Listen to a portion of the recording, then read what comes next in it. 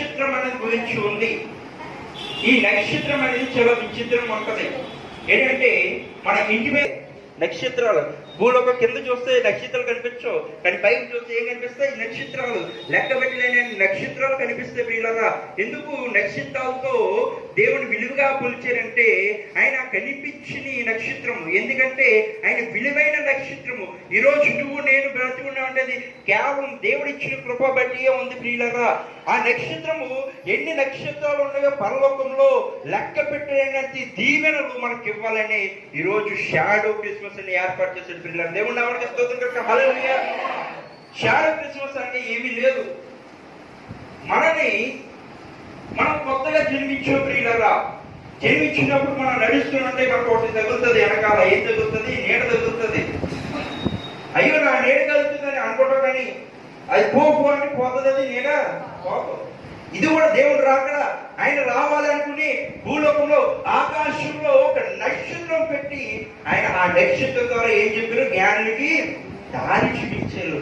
ఈరోజు ఈ క్రిస్మస్ కు షాడో క్రిస్మస్ ఎందుకు పెట్టారంటే శాస్త్రవేత్తలు కొనుక్కున్నారు. ఏం కొనుక్కున్నారంటే అయ్యో దేవుడు వస్తున్నాడు డిసెంబర్ 25న అంటే డిసెంబర్ పుడతారని శాస్త్రవేత్తలు కొనుక్కున్నారు. కాబట్టి ఆ నక్షత్రం ఎప్పుడు వస్తుందని కనుక్కుంటే ఏ రోజు వస్తుందంటే నవంబర్ 25న నక్షత్రం వస్తుందని దేవుడు కొనుక్కున్నాడు. దేవుడు ఎందుకు ఈ మాట చెప్తున్నారంటే నక్షత్రం చాలా విలువైనది ప్రియులారా.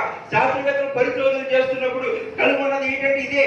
శాస్త్రవేత్తలు అయ్యో యేసు ప్రభు ముందుగానే వస్తున్నాడని ఆ నక్షత్రం ఏం చెప్తుందంటే మీరు శుద్ధపడి కలిగి ఉండండి ప్రభు చెప్తున్నాడు. దేవుడు ఎందుకు ఈ మాట చెప్తున్నాడంటే షాడో క్రిస్మస్ అనగా దేవుని రాకడ గురించి ఉంటుంది ప్రియులారా. దేవుడు వచ్చి అది సమీపంలో ఉందని చెప్తున్నాడు. దేవుడు పుట్టబోతున్నాడు, భూలోకంలో పుట్టబోతున్నాడు. పాపమాలకులని పారవేసి పరిశుద్ధుని యేసు ప్రభు నిన్ను రక్షించడానికే ఈ షాడో క్రిస్మస్ దేవుడు. మన మాటలు వింటావు, క్రిస్మస్ వస్తే చాలు రకరకాల దేవుడు పుట్టు గురించి వింటాం, అలాగే ఆరాధనలో వింటాం. కానీ ఇది ప్రత్యేకమైన రోజు మాట ఏంటంటే షాడో క్రిస్మస్ అనగా ఇలాగా ఈ షాడో క్రిస్మస్ అంటే చాలా మందికి తెలియదు ప్రియులారా. ఒక మాట చెప్తాను గమనించండి. ఈ పాస్టర్ గారు ఏం చేస్తున్నారంటే ప్రతిరోజు ఒక రోజు జరిగిపోతారు, ఒక రోజు జరిగిపోరు ప్రియులారా. ఎందుకు మాట చెప్తున్నారంటే దేవుడు వచ్చేలాగా ఉంటది, దేవుడు వచ్చే సమీపం అది సమీపంలో ఉంది కాబట్టి సిద్ధపడి కలిగి ఉండండి ప్రభు చెప్తున్నాడు ప్రియులారా. ఈరోజు ఈ సిద్ధపాటు ఎందుకంటే చెప్తున్నట్లు గమనించండి. ఈరోజు అనేక మంది దిగులు పోగొట్టున్నారంటే, ఆశీర్వాదాలు పోగొట్టున్నారంటే దేవుళ్ళు నిలబడే జీవితం లేదు ప్రియులారా. ఈ షాడో క్రిస్మస్ అనేక మంది శాస్త్రవేత్తలు కొనుక్కున్నప్పుడు అదేంటిది ఇది ఎలా ఉంటదని కొనుక్కుంటే ఒక ఆయన అలా నడుచుకుంటూ వెళ్తున్నాడంట. నడుచుకుంటూ వెళ్తుంటే వాడు కనిపించింది, ఆయనకి ఏం కనిపించిందంటే తన శరీరం కనిపించిందంట. కింద నడుస్తుంటే మన నీడ కనిపిస్తుంది కదా, అలా నీడ కనిపించిందంట. అయ్యో నీడ కనిపిస్తుంది అలా చూసుకుంటూ వెళ్తున్నాడంట. ఎలా తిరుగుతుంటే అలాగే నీడ ఆయన కనుక్కోవడం ఇదేంటి నా నీడ కనుక్కుంటున్నాడు కదా. అలాగే దేవుడు వచ్చే అక్కడ కూడా ఉంటది కదా, దేవుడు వస్తున్నాడు కాబట్టి ఒక నక్షత్రంలాగా మనకు తెలుస్తుంది కదండి. కనుక్కుంటే నవంబర్ 25న దేవుడు ఆకాశంలో నక్షత్రం మీద ఏర్పాటు చేసే పిల్లరా. అందుకు మనం ఏం జరుపుకుంటే షాడో క్రిస్మస్ జరుపుకుంటాం. అలాగే చంద్రమానము గురించి మనం నేర్చుకున్నాం పిల్లరా. టీవీలో వార్తలు చూస్తున్నప్పుడు చంద్రగ్రహం ఉంటది. ఈ ల్యాండ్ వేసి ఆకాశంలోకి భూలోకం నుంచి ఆకాశం ఎత్తున్న స్థలంలో తీసుకెళ్ళి చంద్రమండగలం అని చెప్తారు. రెండో చంద్రమండలం కూడా అయిపోయింది ప్రియులరా. ఎందుకు ఈ మాట చెప్తారు గమనించండి. వాళ్ళు ఏం కొనుక్కున్నారంటే నేను అది ఆకాశంకి వెళ్ళి అక్కడ ఆకాశంలో ఏమున్నాయో అది నేను తెలుసుకోవాలని ఏం చేస్తున్నట్టే వాళ్ళ శాస్త్రవేత్తలు వాళ్ళ దగ్గరికి వెళ్ళారంటే ప్రియులరా ఆకాశంలోకి. ఈరోజు నువ్వు నేను వెళ్ళదు కానీ ఆ శాస్త్రవేత్తలు ధైర్యం చేసి వెళ్ళారు ప్రియులరా.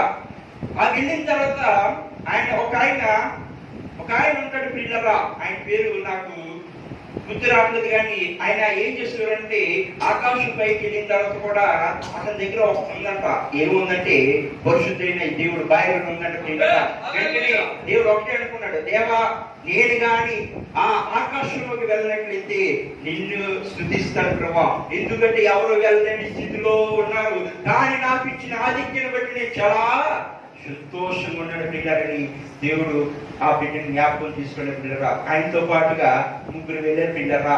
ఆయన పేరు గుర్తు రాలేదు కానీ మరొకసారి డిసెంబర్ నెల వస్తుంది కదా, అప్పుడు ఏమైనా గుర్తొచ్చి చెప్తారు పిల్లలు గమనించండి. ఆయన అలాగా వెళ్తున్నారు. ఆండ్రోస్ అనుకుంటా పిల్లరా. ఆయన వెళ్తున్నప్పుడు అలా పై లోకానికి వెళ్తున్నప్పుడు చాలా ఆనందపడ్డాడు. ఎందుకంటే ఎవరు వెళ్ళలేదని ఆ నిమిషము ఏం చేశాడంటే పైకి వెళ్ళిపోయిన తర్వాత ఒకే మోకాలు వేసి వెంటనే మోకాలు వేసి ఏం చేశాడంటే, ప్రభువా నాకు నా బిడ్డలు అందరూ ఉన్నారు, కానీ నన్ను ఎంతవరకు తీసుకొచ్చు ప్రభువా అని సంతోషపడ్డాడు. ప్రియులరా, ఈరోజు నువ్వు కూడా ఏం చేయాలంటే సంతోషపడాలి.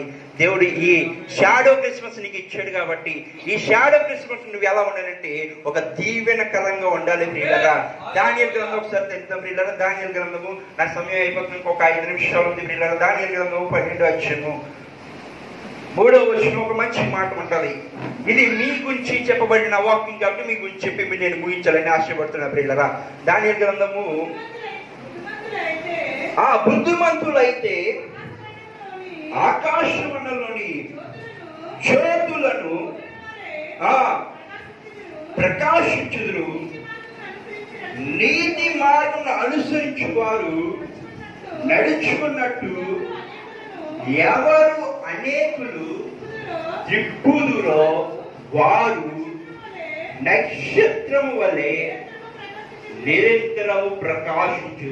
చాలు ప్రియులరా, ఇక్కడ ఒక మంచి మాట ఉంది. ప్రియులరా, ఈరోజు షాడో క్రిస్మస్ మనం జరుపుకుంటున్నాం. ఈ షాడో క్రిస్మస్ అంటే మనం దేవుని నక్షత్రం చూస్తే సరిపోదు, కానీ జ్యోతుల వలె వెలగాలని దేవుడు చెప్తున్నాడు. ప్రియులరా, ఈ దానియేలు గ్రంథం నుంచి చెప్తున్నాడు. ఈరోజు మిమ్మల్ని ఒక హెచ్చరిక చేస్తున్నాడు.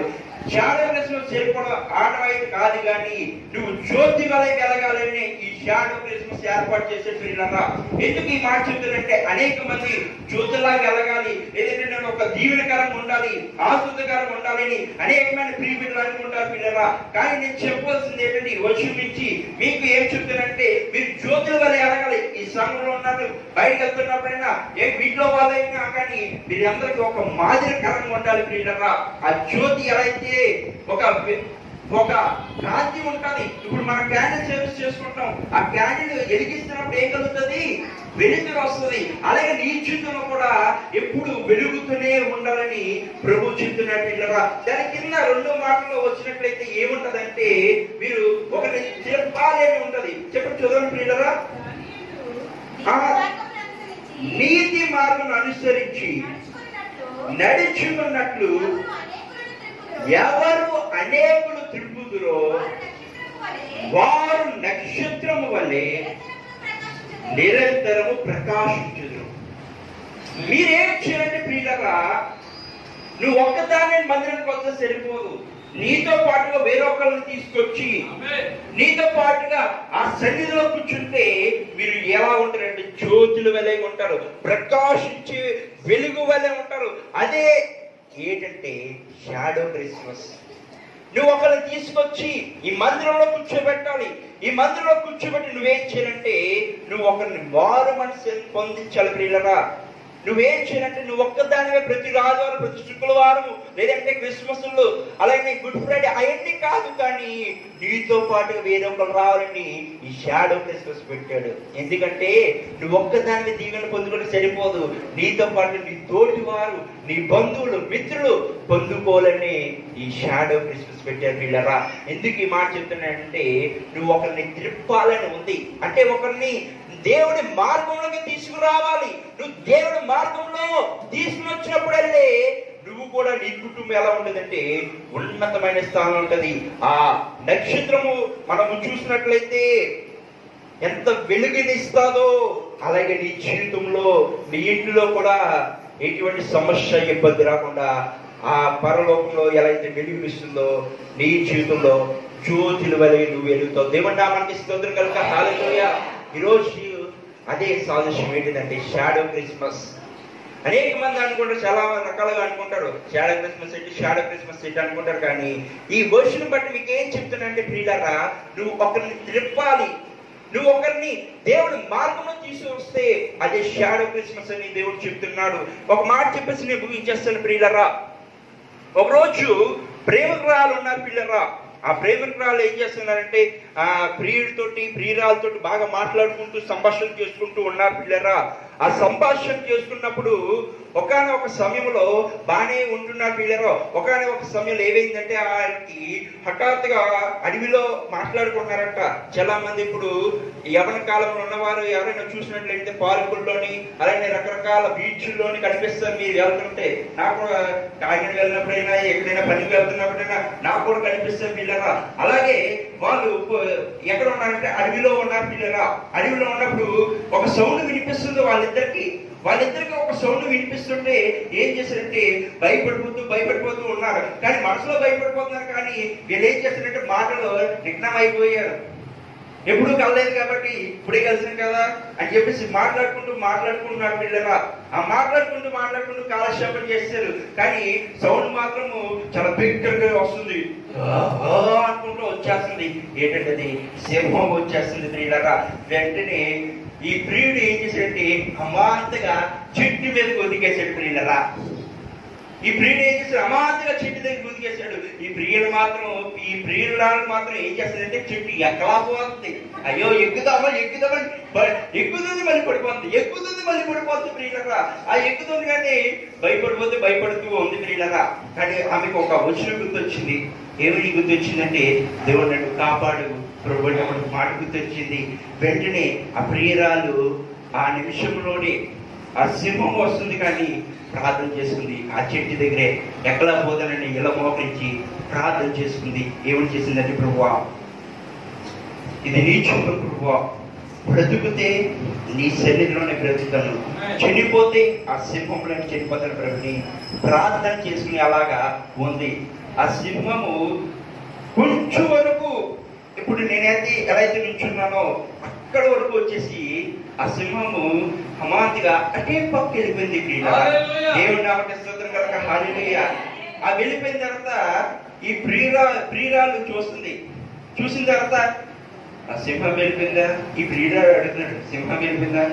వెళ్ళిపోయిందని చెప్పేసి దిగాడు. స్లోగా దిగి అదేంటి నువ్వు పైకి ఎక్కడే అని అడుగుతాడు. ఎవడో ప్రియుడితో చెప్తున్నాడు నువ్వు పైకి ఎక్కచ్చు కదా అంటే నువ్వు మాత్రం తాడికి ఇలా ఉన్నావు కాబట్టి ఒక అడిగి అంత చాలా అంత అంకేస్తుంది కాబట్టి నువ్వు ఎక్కేస్తావు. నేను మాత్రం నాకు పొట్టుకోవాలి పొట్టి చేతులు అన్ని పొట్టుకున్నాను కాబట్టి నేను ఎక్కడా పోయినట్టు ఆ ప్రియురాలు చెప్తుంటే అలాగే చెప్పిన తర్వాత ఒక మాట చెప్పింది ప్రియుడితోటి. ఏమని చెప్పిందంటే నా మీద నీకు ప్రేమ ఎంత ఉందో ఈ సింహం దగ్గరే అర్థమైపోయిందని చెప్పేసింది.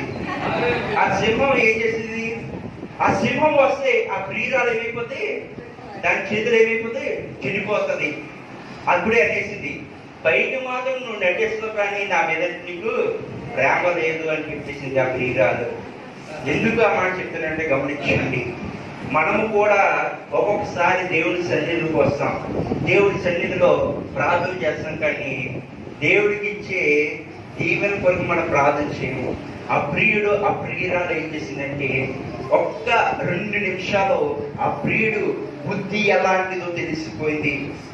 ఇప్పుడే ఈ సింహం వచ్చింది కదని నన్ను విడిచేసిపోయాడు, పెళ్ళైన తర్వాత నన్ను విడకుండా నన్ను ఉంటాడని చెప్పేసి అప్పుడే అర్థమైపోయి వాళ్ళిద్దరు వేరైపోయారు. పిల్లరా ఈరోజు ఒక మాట అడుగుతున్నాను, గమనించండి. నేను ఇస్తాను ఏంటంటే షాడో క్రిస్మస్ అంటే ఒక్కదానివే కాదు కానీ నీతో పాటుగా వేరే ఒకరు తీసుకురావాలి. వేరే ఒకరు తీసుకొచ్చిన నువ్వు ఎలా ఉనంటే దేవుని స్తుతించాలి. ఆ జ్యోతి ఎలాగైతే వెలుగుతుందో ఇక్కడ మన సంఘంలో కూడా జ్యోతులు ఉన్నారు, అలాగే వెలుగుతున్నారు. కానీ అలాగే మనమందరం వెలగాలి. ఏంటంటే జ్యోతుల వల్ల వెలిగినట్లయితే ఒక ఇంటిలో ఎప్పుడు లైట్ ఎలా అయితే వెలుగుతుందో, కాంతి ఎప్పుడైతే వెలుగుతుందో, అది కొవ్వొత్తు క్యాండిల్ అయిపోయే వరకు ఎలా అయితే వెలుగుతుందో నీ జీవితం దేవుడు వచ్చే రాకడ వరకు అలా వెలుగుతూనే ఉండాలని ప్రభు పేరట మనం చేస్తుంది. దేవుడు నామమున ఈ షాడో క్రిస్మస్ అంటే జ్యోతుల వెలకి వెలగాలి.